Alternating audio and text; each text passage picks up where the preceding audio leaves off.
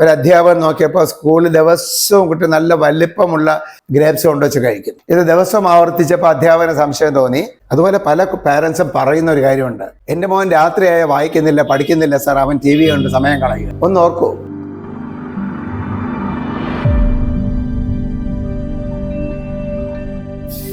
2024 അതിന് തിരശ്ശീല വീഴാൻ സമയമായി. ഏതാനും ദിവസങ്ങൾക്കുള്ളിലോ ഏതാനും മണിക്കൂറുകൾക്കുള്ളിലോ നിങ്ങളെ കാത്തിരിക്കുന്നു 2025 എന്ന പുതുവർഷം. നന്മയും സ്നേഹവും സമൃദ്ധിയും വിജയങ്ങളും സർവ ഐശ്വര്യങ്ങളും ഉജ്ജ്വല വിജയങ്ങളും ഉള്ള ഒരു പുതുവത്സരം നിങ്ങൾക്ക് ഞാൻ ആശംസയായി നേരുന്നു. നിങ്ങൾക്കെല്ലാവർക്കും 2025 അപ്രകാരം ഒരു നല്ല വർഷമാകട്ടെ. അതിനുവേണ്ടി ഞാൻ അനുഗ്രഹിക്കുന്നു, പ്രാർത്ഥിക്കുന്നു. എല്ലാവർക്കും നല്ലൊരു വർഷമാകട്ടെ. ഒന്ന് സമയം കിട്ടുമ്പോൾ ഒന്ന് കണ്ണടഞ്ഞിരുന്ന് തിരിഞ്ഞു നോക്കണം. 2024 നമുക്ക് എന്തൊക്കെ പാളിച്ച പറ്റി അതാദ്യം തിരിച്ചറിയണം. ചെയ്ത തെറ്റുകൾ തിരിച്ചറിഞ്ഞാലേ ആ തെറ്റ് തിരുത്തി ശരിയായിട്ട് മുന്നേറാൻ കഴിയും. അതുകൊണ്ട് എപ്പോഴെങ്കിലും 25 തുടങ്ങുന്നതിന് മുമ്പ് ഒരു 5 മിനിറ്റ് കണ്ണടച്ചിരുന്ന് ഒരെത്തിത്തോട്ടം പിറകോട്ട് പോകൂ.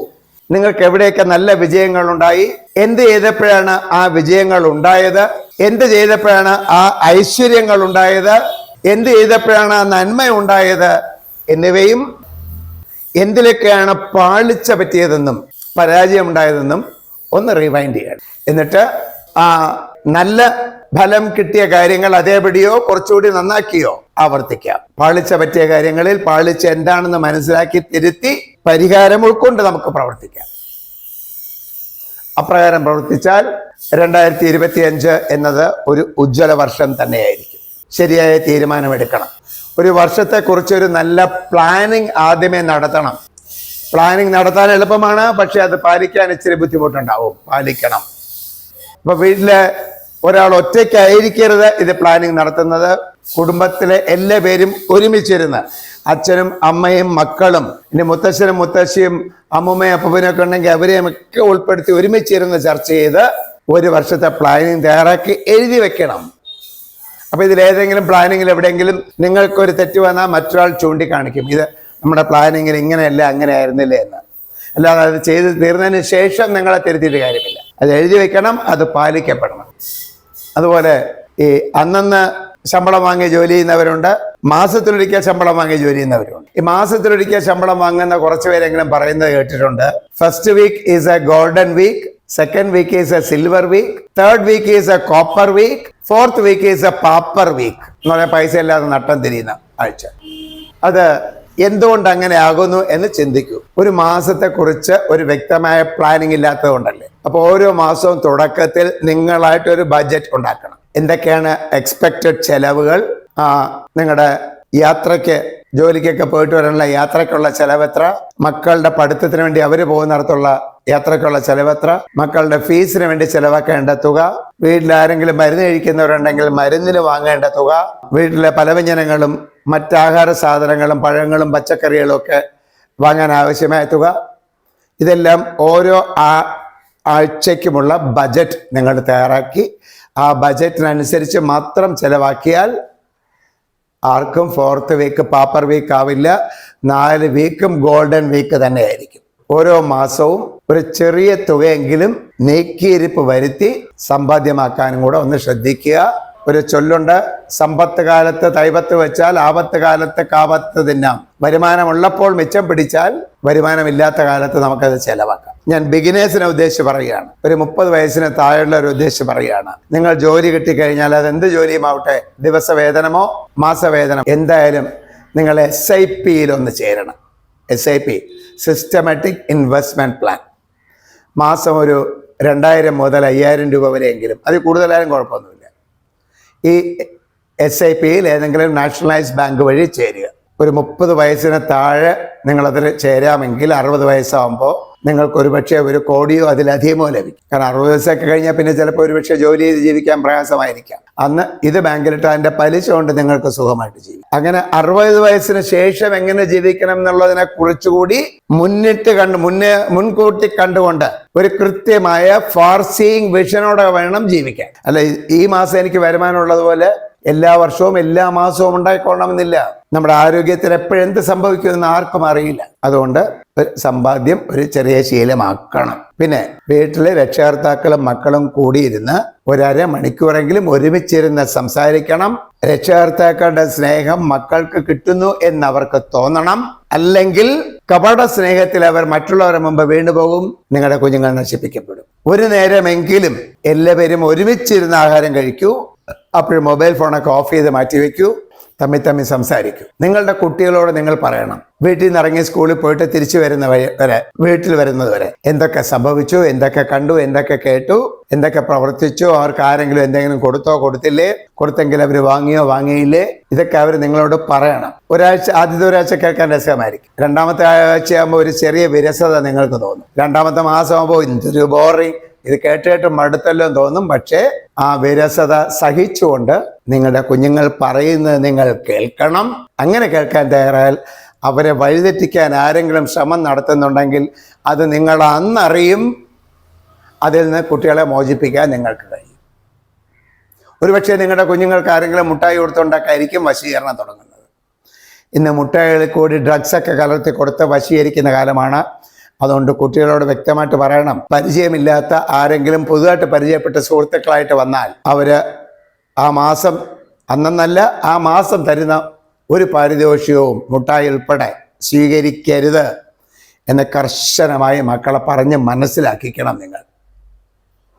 അതുപോലെ പല പാരൻസും പറയുന്ന ഒരു കാര്യമുണ്ട്, എൻ്റെ മോൻ രാത്രിയായ വായിക്കുന്നില്ല, പഠിക്കുന്നില്ല സാർ, അവൻ TV കൊണ്ട് സമയം കളയുകയാണ്. ഒന്നോർക്കൂ, ഇപ്പം ഞാനൊക്കെ പഠിക്കുന്ന കാലത്ത് ടെലിവിഷൻ എന്നൊരു സാധനമോ മൊബൈൽ ഫോണോ ഇന്റർനെറ്റോ ഒന്നുമില്ലായിരുന്നോ.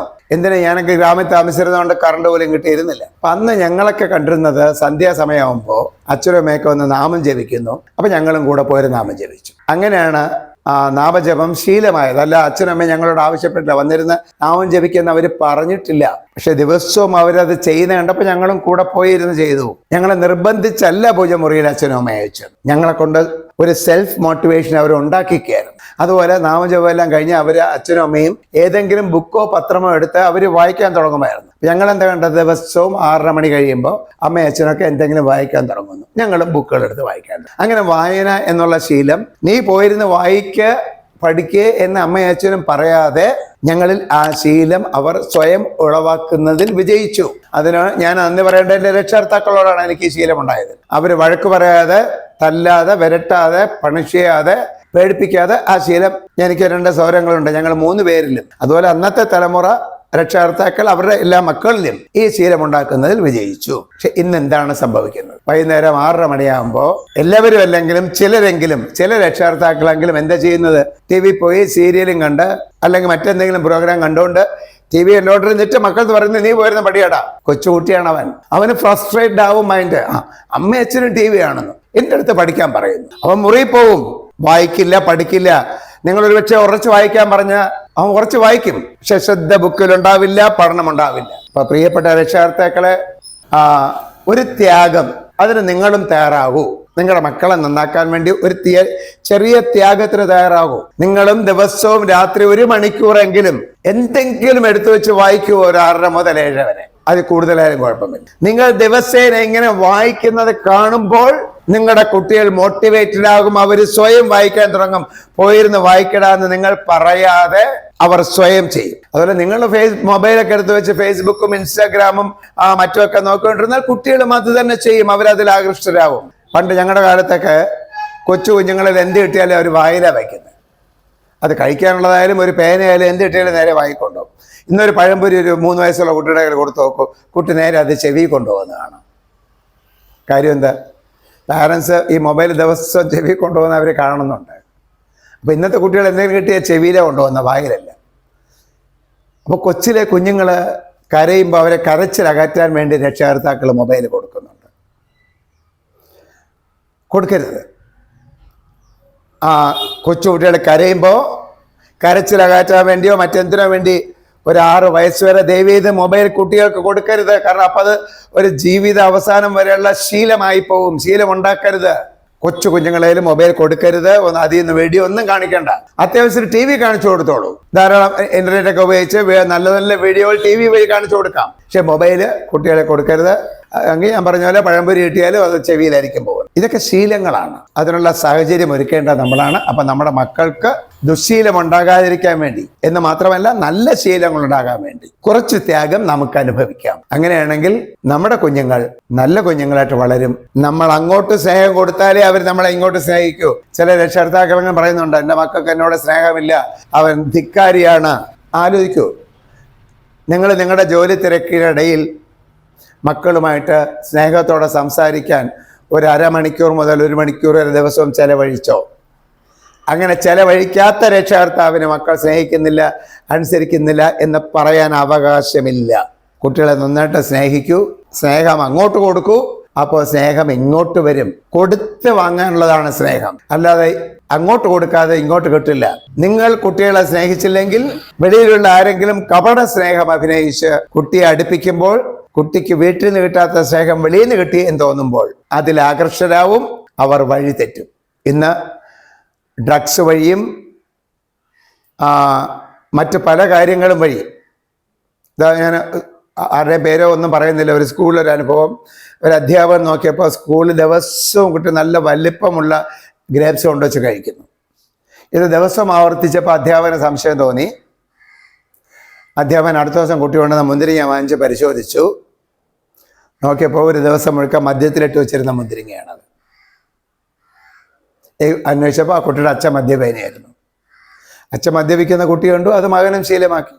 അതുകൊണ്ട് രക്ഷകർത്താക്കളും മദ്യപാനം എന്നുള്ള ശീലം, പുകവലി എന്നുള്ള ശീലം ഒഴിവാക്കൂ. ഇനി മദ്യപിച്ചേ പറ്റൂ എന്ന് അങ്ങേറ്റം തോന്നുന്നെങ്കിൽ ബാറിൽ പോയിരുന്നെങ്കിലും ചെയ്യും. വീട്ടിലിരുന്ന് കുട്ടികൾ കാണുന്ന രീതിയിൽ മദ്യപാനവും പുകവലി തുടങ്ങിയ ദുശ്ശീലങ്ങൾ നിങ്ങൾ ചെയ്യാതിരിക്കൂ. അത് കണ്ട് കുട്ടികൾക്ക് ആ ശീലം വരും. അങ്ങനെ ദുശ്ശീലങ്ങൾ അടിച്ചേൽപ്പിക്കരുത്.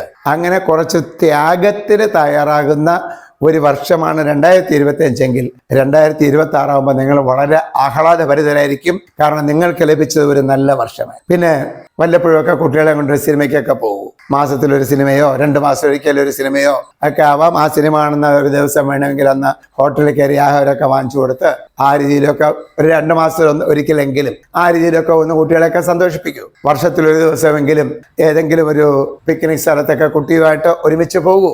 അങ്ങനെയൊക്കെ ചെയ്യുമ്പോൾ വീട്ടിൽ നിന്ന് യഥാർത്ഥ സ്നേഹം കുട്ടിക്ക് കിട്ടുമ്പോൾ കുട്ടി നല്ല കുട്ടിയായിട്ട് വളരും. നിങ്ങൾക്ക് ഒരു നല്ല വർഷവും ലഭിക്കും. പിന്നെ ഞാൻ ആദ്യം പറഞ്ഞ കാര്യം ഓർമ്മ വേണം.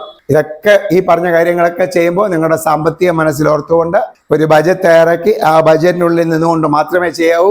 ഒരു മാസം 30,000 രൂപ വരുമാനമുള്ള ഒരാൾ ഒരു കാരണവശാലും 40,000 രൂപ ചെലവാക്കി 10,000 രൂപ കടം വാങ്ങരുത്. ഇപ്പൊ അസുഖമായിട്ടൊക്കെ വന്ന് ആശുപത്രിയിൽ കിടന്നു പോയാൽ ഒരുപക്ഷെ കടം വാങ്ങേണ്ടി വരും. അല്ലാതെ മറ്റ് ആവശ്യങ്ങൾക്കായി കടം വാങ്ങേണ്ടി വരരുത്. അതിനുള്ള വ്യക്തമായ വാർഷിക ബജറ്റും മന്ത്ലി ബജറ്റും വീക്ക്ലി ബജറ്റും ഒക്കെ തയ്യാറാക്കി ആ ബജറ്റിനനുസരിച്ച് ജീവിക്കണം. പിന്നെ പ്രിയപ്പെട്ട രക്ഷകർത്താക്കളെ, നിങ്ങളും ദിവസവും പത്രം വായിക്കും. നിങ്ങൾ പത്രം വായിക്കുന്നത് കണ്ട് കുട്ടിക്ക് പത്രം വായിക്കാൻ തോന്നണം. കാരണം പത്രത്തിൽ കൂടി ഒരുപാട് വാർത്തകൾ അവർ അറിയുന്നുണ്ട്. പത്രവായനയൊക്കെ വേണ്ടതിനാണ്. ഇന്നത്തെ കുട്ടികൾ പത്രവായനയിൽ ഒരുപാട് പിറകോട്ടാണ്. പിന്നെ പത്രങ്ങളിലും ചില കുഴപ്പങ്ങളുണ്ട്. ആത്മഹത്യ പോലുള്ള റിപ്പോർട്ട് ചെയ്യാൻ പാടില്ലാത്ത വാർത്തകൾ വരുന്നുണ്ട്. അങ്ങനെ ഒരു അപകടവും പതിയിരിപ്പുണ്ട്. കാരണം കുട്ടി ആ പത്രത്തിൽ കാണുന്ന ഇങ്ങനെയാണ്: ഒരു പ്രശ്നം കുട്ടിക്ക് വന്നു, കുട്ടി ആത്മഹത്യ ചെയ്തു. അങ്ങനെ ആഴ്ചയോടെ വായിക്കുന്ന ഒരു കുട്ടിക്ക് ഒരു പ്രശ്നം വന്നു, കുട്ടി ആത്മഹത്യ ചെയ്തു. അപ്പോൾ എനിക്കൊരു പ്രശ്നം വന്നു, ഞാൻ എന്ത് ചെയ്യണം? ആത്മഹത്യ ചെയ്യണം എന്ന് കുട്ടി ചിലപ്പോൾ ചിന്തിച്ചു പോകും. അതുകൊണ്ട് ആത്മഹത്യാ വാർത്ത വരുന്ന ദിവസങ്ങളിൽ രക്ഷകർത്താക്കൾ അത്തരം കാര്യം കുട്ടിയായിട്ട് ഒന്ന് ചർച്ച ചെയ്യണം. ആത്മഹത്യ ഒരു പരിഹാരമല്ല എന്ന ബോധം കുട്ടിയിൽ ഉണ്ടാക്കുന്ന രീതിയിൽ ആ കുട്ടിക്ക് ഇങ്ങനെ ഒരു പ്രശ്നം വന്നപ്പോൾ ഇന്ന രീതിയിൽ പരിഹരിക്കാമായിരുന്നു എന്ന് കുട്ടിയോട് പറയണം. ഏതെങ്കിലും ഒരു ദിവസം പത്രത്തിൽ സൂയിസൈഡ് ഒരു വാർത്ത കണ്ടാൽ ആ സൂയിസൈഡ് ചെയ്ത ആൾക്ക് അതെങ്ങനെ ഒഴിവാക്കാമായിരുന്നു എന്ന് നിങ്ങളുടെ മക്കളുമായിട്ട് നിങ്ങൾ ചർച്ച ചെയ്യണം. കാരണം ഒരു വർഷത്തിൽ ഒരു 10-20 പ്രാവശ്യം പ്രശ്നം സൂയിസൈഡ് എന്ന് വായിച്ചു കഴിയുമ്പോൾ സ്വാഭാവികമായിട്ട് കുട്ടിക്ക് പ്രശ്നം വരുമ്പോൾ സൂയിസൈഡ് ടെംപ്റ്റേഷൻ കൂടുതലായിരിക്കും. അതുകൊണ്ട് ആ കാര്യം കൂടി ശ്രദ്ധിക്കുക. കുട്ടികളിൽ അമിതമായി ആകാംക്ഷ വരുന്നില്ല എന്ന് ഉറപ്പാക്കുക. കാരണം ആങ്സൈറ്റി കൂടിക്കൂടി വന്നാൽ അത് ഡിപ്രഷനിൽ ചെന്ന് കലാശിക്കും. ഡിപ്രഷൻ വന്നാലുള്ള ഏറ്റവും വലിയ പ്രശ്നം ആ ആത്മഹത്യാ പ്രവണത, സൂയിസൈഡ് ടെംപ്റ്റേഷൻ ഭയങ്കര കൂടുതലാണ് ഡിപ്രഷൻ ഉള്ളവർ. അതുകൊണ്ട് ആകാംക്ഷ, ആങ്സൈറ്റി കൂടുതലാകാതിരിക്കാൻ ശ്രദ്ധിക്കുക. നിങ്ങളുടെ കുട്ടികൾക്ക് എന്തെങ്കിലും പ്രശ്നമുണ്ട് എന്ന് തോന്നിയാൽ ആ പ്രശ്നം കണ്ടിട്ട് വഴക്കു പറയാതെ, പണിഷ് ചെയ്യാതെ, ആ പ്രശ്നം എന്താണെന്ന് പഠിച്ച് അതിന് രക്ഷപ്പെടാനുള്ള മാർഗങ്ങൾ സ്നേഹത്തോടെ ഉപദേശിക്കൂ. പണിഷ്മെന്റ് വഴി ഒരു കുട്ടിയും ഒരിക്കലും നന്നായിട്ടില്ല. ആ പ്രശ്നം പഠിച്ച് അത് എങ്ങനെയാണ് പരിഹരിക്കേണ്ടതെന്ന് സ്നേഹത്തിൽ ഉപദേശിക്കും. എങ്കിൽ ആ പ്രശ്നത്തിൽ നിന്ന് കുട്ടി മാറിത്തരും. നിങ്ങൾ വഴക്ക് പറഞ്ഞാൽ ഒരുപക്ഷെ ചിലപ്പോൾ വാശി വരും. ആ പ്രശ്നം കൂടുതൽ രൂക്ഷമായിട്ട് നിങ്ങളുടെ കയ്യിൽ നിൽക്കില്ല. അതുപോലെ നിങ്ങൾ വിചാരിച്ചിട്ടും കുട്ടിയെ നന്നാക്കാൻ പറ്റുന്നില്ല, കുട്ടി പഠിക്കുന്നില്ല, വായിക്കുന്നില്ല, എത്രയൊക്കെ ശ്രമിച്ചിട്ടും പറ്റുന്നില്ല എന്ന് തോന്നിയാൽ ഒരു സൈക്കോളജിസ്റ്റിന്റെ അടുത്ത് കൊണ്ടുപോകാൻ മടിക്കരുത്. ഇന്ന് രക്ഷകർത്താക്കൾ ചെയ്യുന്നത് എന്താണ്? കുട്ടി വായിക്കുന്നില്ല, പഠിക്കുന്നില്ല എങ്കിൽ അമ്പലത്തിലോ പള്ളിയിലോ പോയി ജപിച്ച ഒരു ചരട് കൈ കിട്ടും. അതൊക്കെ ചെയ്തോളൂ, അതൊക്കെ നിങ്ങളുടെ മതവിശ്വാസം. പക്ഷെ അതോടൊപ്പം നിങ്ങളുടെ കയ്യിൽ നിൽക്കാത്ത പ്രശ്നമുണ്ട് എന്ന് തോന്നിയാൽ ഒരു സൈക്കോളജിസ്റ്റിനെ, സൈക്യാട്രിസ്റ്റിനെ അല്ല, ഒരു സൈക്കോളജിസ്റ്റിനെ കാണാൻ മടിക്കരുത്. അത് രഹസ്യമാക്കി വെക്കരുത് എന്ന് പറഞ്ഞാൽ നാട്ടുകാരത്ത് പറഞ്ഞുകൊണ്ടേക്കാനല്ല ഞാൻ പറഞ്ഞത്. മറ്റൊരാർത്തും പറയണ്ട, നേരെ ഒരു സൈക്കോളജിസ്റ്റിനെ കൺസൾട്ട് ചെയ്യാൻ മടിക്കരുത്. നല്ല നല്ല സൈക്കോളജിസ്റ്റുകൾ ഇന്ന് ലാവിഷായിട്ട് അവൈലബിൾ ആണ്. അവരെയൊക്കെ കാണാൻ മടിക്കരുത്. അത് പ്രശ്നം ഉണ്ടെങ്കിൽ മാത്രം, ചുമ്മാ എല്ലാ മാസവും കുട്ടിയെ കൊണ്ട് സൈക്കോളജിസ്റ്റിനടുത്ത് പോകരുത്. പ്രശ്നം ഉണ്ടെങ്കിൽ മാത്രം പോകുക. നിങ്ങളുടെ മക്കൾ 50-20 മാർക്കുമായിട്ട് വന്നാൽ അയ്യേ മോശം എന്ന് പറയാതെ 50-20 കിട്ടിയോടാ, വെരി ഗുഡ് എന്ന് പറഞ്ഞിട്ട് ഒരു സെന്റൻസ് കൂടി പറയൂ, ഗുഡ്, പക്ഷെ നിനക്ക് ഇനിയും ഇമ്പ്രൂവ് ചെയ്യാൻ കഴിയും, അതിന് നിനക്ക് കഴിയും. അങ്ങനെ ഒരു മോട്ടിവേഷണൽ സ്പീച്ചാണ് കൊടുക്കേണ്ടത്.